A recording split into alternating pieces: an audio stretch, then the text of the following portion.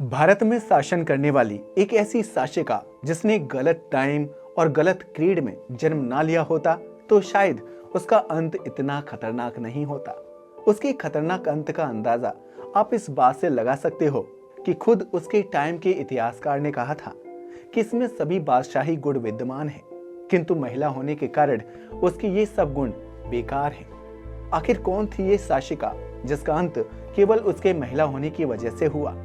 वैसे अभी तक तो आपको समझ आ ही गया होगा कि हम किसकी बात कर रहे हैं। हम आपको बताते चले, हम बात कर रहे हैं दिल्ली सल्तनत की रानी रजिया सुल्तान के बारे में। इनकी कहानी बहुत ही खतरनाक है क्योंकि महिला होना इनका सबसे बड़ा अपराध बना, जिसकी सजा इन्हें जान देकर चुकानी पड़ी। सारी कहानी बताएंगे, मगर उसके लिए आपको हमारी वीडियो को एंड तक देखना होगा। चलिए शुरू करते हैं। मध्यकालीन इतिहास आतंकी और लुटेरों के आक्रमण से भरा पड़ा है।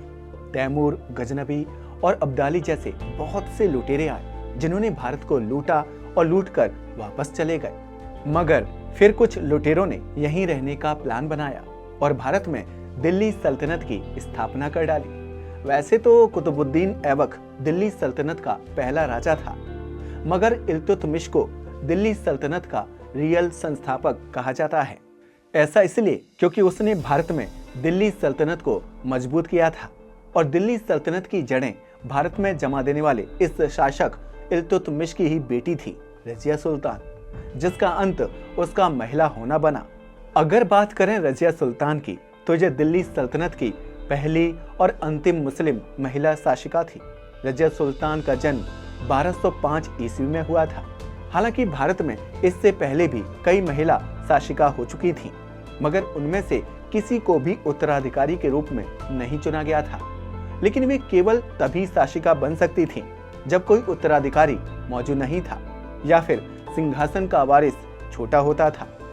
असल में उन्होंने संरक्षिका के रूप में राज किया था। लेकिन रजिया सुल्तान भारत की एकमात्र ऐसी शासिका है जिसे उत्तराधिकारी भी बनाया गया और जनता ने इन्हें चुना भी था, जबकि यह वह दौर था जब बेगम और राजकुमारियों को सिर्फ महलों के अंदर रखा जाता था। लेकिन वहीं रजिया सुल्तान महल से बाहर भी निकली और अपने हक के लिए युद्ध लड़के शासन की बागडोर तक संभालने में कामयाब रही। वैसे तो इल्तुतमिश के 3 बेटे और थे, मगर उनके सभी बच्चों में रजिया ही सबसे काबिल थी। इसलिए इल्तुतमिश ने रजिया को अपना उत्तराधिकारी बनाया था। असल में इल्तुतमिश ने रजिया सुल्तान की प्रतिभा को बचपन में ही पहचान लिया था, इसलिए उन्होंने उस दौर में रजिया सुल्तान को सैन्य प्रशिक्षण दिया जब इस्लामिक लोगों में महिला को केवल भोग की वस्तु माना जाता था। हालांकि रजिया सुल्तान को उत्तराधिकार में सिंहासन मिला था, मगर इन्हें सिंहासन को वास्तव में प्राप्त करने के लिए बहुत संघर्ष करना पड़ा। भले ही इल्तुतमिश का सपना रजिया को गद्दी पर बिठाना था, मगर दरबार में मौजूद अमीर और उलेमा ऐसा नहीं होना देना चाहते थे। ऐसा इसलिए क्योंकि वे एक महिला के सामने सर झुकाने में अपनी तौहीन समझते थे। इसलिए इल्तुतमिश के बड़े बेटे को सुल्तान का नया उत्तराधिकारी बनाया गया, जिसका नाम था रुकनुद्दीन फिरोज। फिरोज एक बहुत ही मूर्ख और अक्षम शासक साबित हुआ और दरबार के अमीर और उलेमा ऐसा ही चाहते थे। अमीर और उलेमा असल में एक कठपुतली शासक चाहते थे ताकि सभी लोग अपनी मनमानी कर सकें। अपने भाई की इसी अक्षमता और कमजोरी का रजिया ने फायदा उठाया। ऐसा कहा जाता है कि जुम्मे के दिन वह जनता के बीच पहुंच गई और अपने लिए आवाज उठाने को कहा। फिर जनता के सहयोग से फिरोज को गद्दी से उतारा गया और रजिया दिल्ली की नई सुल्तान बन गई। 10 नवंबर 1236 को रजिया सुल्तान पहली मुस्लिम शासक के रूप में दिल्ली की शासक बनी। गद्दी पर बैठने के बाद जल्द ही रजिया सुल्तान ने अपनी बुद्धिमत्ता और विवेकशीलता से दिल्ली के सिंहासन को एफिशिएंटली ऑपरेट करना शुरू कर दिया, जिसकी वजह से जल्द ही वे दरबार में मौजूद मंत्रियों, अमीरों और उलेमाओं की आंखों में खटकने लगी, क्योंकि उन्होंने ऑर्थोडॉक्स मुस्लिम सोसाइटी की सारी मान्यताओं को उतार कर एक तरफ रख दिया था। रजिया ने पर्दा प्रथा का त्याग करके पुरुषों की तरह कोट और टोपी पहनकर दरबार में आना शुरू कर दिया था, जिसकी वजह से दरबार में रजिया के खिलाफ षड्यंत्र होने लगे। रजिया के खिलाफ सबसे पहले षड्यंत्र ऐतगीन ने किया।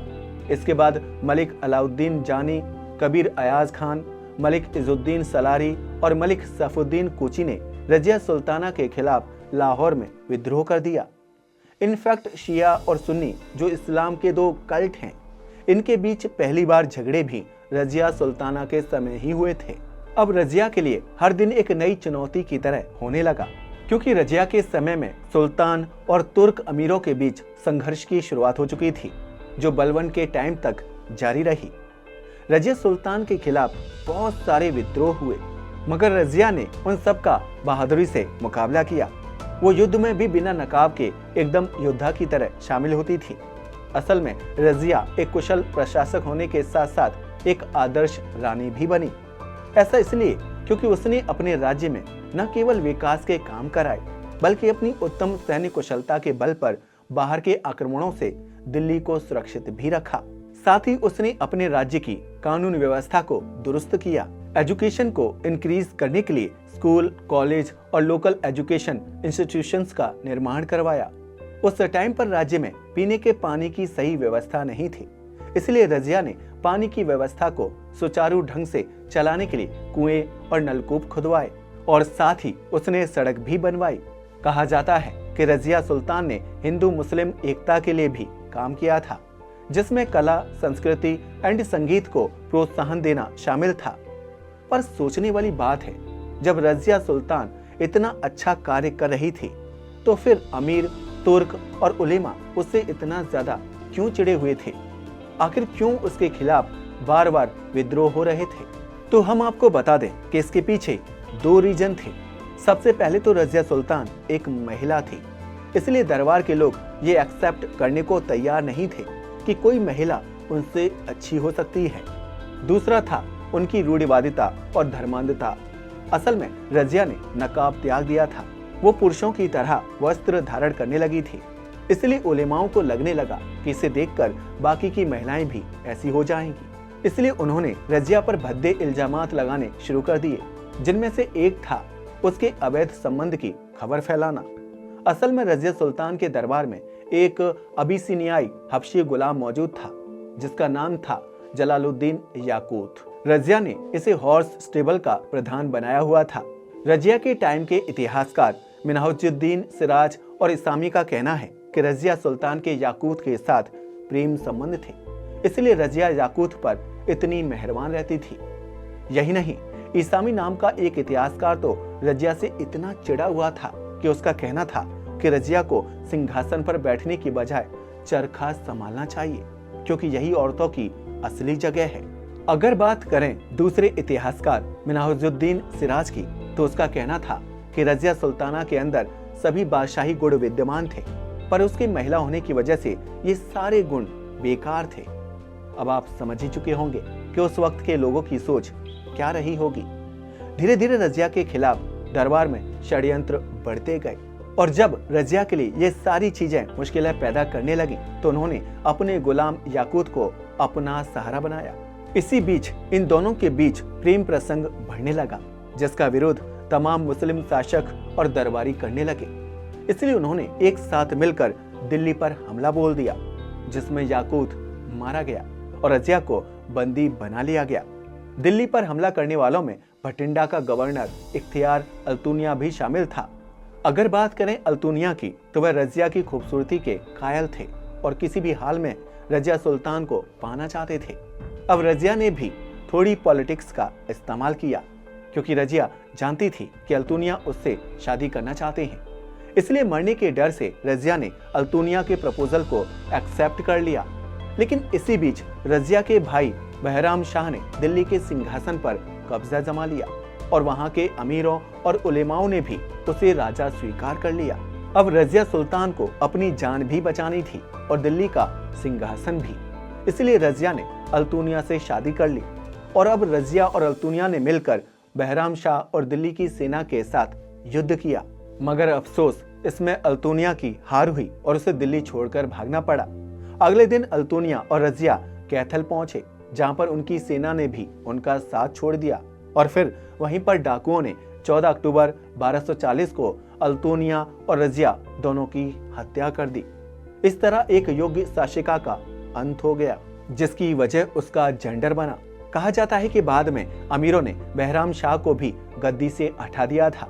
अब रजिया सुल्तान की मजार दिल्ली, कैथल और टोंक में बनी हुई है, लेकिन इसमें भी एक ट्विस्ट है। असल में रजिया सुल्तान की जिंदगी के बारे में अलग अलग लोगों के अलग अलग विचार हैं। वहीं कुछ लोग रजिया की अयोग्यता को उसके पतन का कारण मानते हैं, तो वहीं कुछ उसके महिला होने को ऐसा बताते हैं। लेकिन अगर बात करें आधुनिक इतिहासकारों की, तो वे रजिया सुल्ताना की असफलता का कारण गुलाम सरदारों की महत्वाकांक्षा और रजिया के महिला होने को मानते हैं। असल में इल्तुतमिश ने तुर्कान चहलगानी बनाया था। अगर बात करें तुर्कान चहलगानी की, तो इसमें 40 लॉयल गुलामों को शामिल किया गया था। ये सभी इल्तुतमिश के भरोसेमंद गुलाम थे, मगर अफसोस इल्तुतमिश के मरते ही इनका भरोसा भी मर गया और ये अपने आप को ताकतवर बनाने में लग गए, जिसके लिए इन्होंने इल्तुतमिश के उत्तराधिकारियों को भी नहीं बख्शा। इन्हीं की वजह से पहले रजिया और फिर इल्तुतमिश के दोनों बेटों का पतन हो गया, क्योंकि ये शक्तिशाली राजा नहीं बल्कि अपने हाथों की कठपुतली चाहते थे। इसी तरह रजिया सुल्तान की कब्र के बारे में भी इतिहासकारों के अलग अलग विचार हैं। असल में रजिया सुल्तान की 3 जगह पर कब्र बनी हुई है, एक दिल्ली में, दूसरी कैथल और तीसरी टोंक में। लेकिन वास्तविक कब्र कौन सी है, इसका फैसला आज तक नहीं हो पाया है और न ही इसके ठोस प्रमाण मौजूद हैं। वैसे आपको रजिया सुल्तान की कहानी जानकर कैसा लगा? क्या सच में रजिया सुल्तान का पतन इस वजह से हुआ क्योंकि वो एक महिला थी और पुरुष प्रधान समाज में उन्होंने जन्म लिया था? अपनी राय को हमें कमेंट करके बताना ना भूलिएगा। वीडियो पसंद आया हो तो उसे लाइक और शेयर करें, साथ ही चैनल को भी सब्सक्राइब करें। जय हिंद दोस्तों।